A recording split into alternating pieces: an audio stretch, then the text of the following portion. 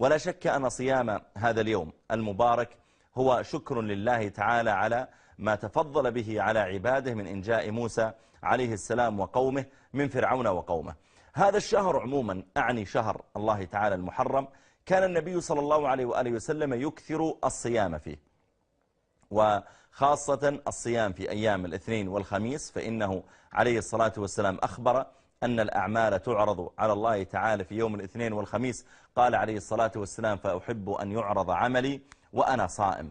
ولا شك أن اتباع الإنسان للنبي عليه الصلاة والسلام في ذلك له به أجر عظيم باتباعه للسنة.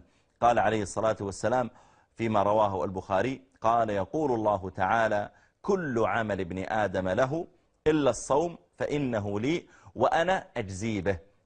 للصائم فرحتان: فرحة عند فطره وفرحة عند لقاء ربه، ولخلوف فم الصائم أطيب عند الله من ريح المسك. دل هذه والأفاضل على عظم أجر الصيام، وأن الإنسان ينبغي أن يحرص عليه. وكذلك قال عليه الصلاة والسلام: من صام يوما في سبيل الله باعد الله بينه وبين النار مسيرة 70 خريفا. باعد الله بينه وبين النار مسيرة 70 خريفا. وقال صلوات ربي وسلامه عليه أيضا مادحا الصيام، قال: إن للصائمين إن للجنة بابا يقال له الريان يدخل منه الصائمون. قال: فإذا دخلوا أغلق فلم يدخل منه أحد بعدهم أو أحد غيرهم.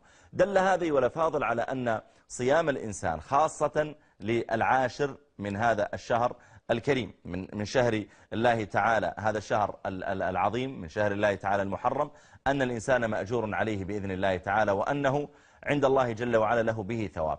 إنما أنبه هنا إلى مسألة هامة، وهي أن النبي عليه الصلاة والسلام لما صام هذا اليوم نبه صلوات ربي وسلامه عليه على أهمية مخالفة اليهود، فأمر صلى الله عليه وآله وسلم أن يصام يوم قبله أو أن يصام يوم بعده.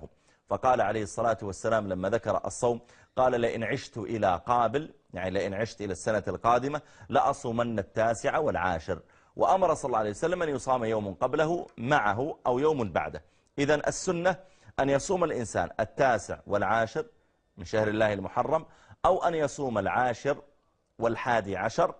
فإن لم يفعل هذا ولا هذا فإنه إذا صام اليوم 10 فقط فلا بأس عليه، ويعتبر له الأجر بإذن الله تعالى، أن الله تعالى يكفر به السنة الماضية.